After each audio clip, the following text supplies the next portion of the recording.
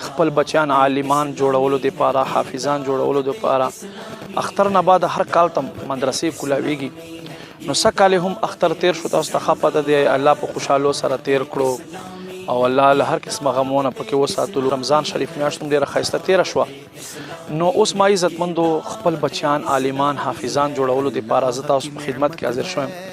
ګوره شیخ طریقت امیر علیه سنت فرمایي تاسو په کور کې کم از کم چې یو عالم او یو حافظ موجود وي هغې به دا فایده وي چې په هر رمضان کې تا ته کور کې هم تراویح درکولی شي.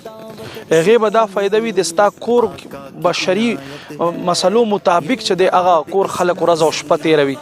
نو ما عزتمندو خپل بچیان عالمان جوړولو دپاره زموږ دعوت اسلامي یو غیر سیاسي تحریک چې تبلیغي میشن ده یو سیاسي پارټۍ سره تعلق نه ساتي بلکې امت غمخواری او خیرخواهی کې هر وخت کوشاں وي. نو دغ تحریک مدارس جامعات بشمار دي د پاکستان په هر ښار کې جامعات او مدارس ته دي. الحمدلله زمونږ سوات په سیمه کې په دې نړۍ کې په بحرین کې زمونږ جامعه د حاکم آباد کې هلته تاسو خپل واړه داخل کړئ او په مدین فیضان مدینه کې زه په خپله په دې حاضر سات کې امام یم نو موږ سره تاسو هم داخلولی شئ. ګورئ سکول هم پې باندې وایي سیکنډ ټیم ته عالمان لس کاله د تیر کې خیر دی خو علم خو حاصل کی ما سره شته دی الحمدلله.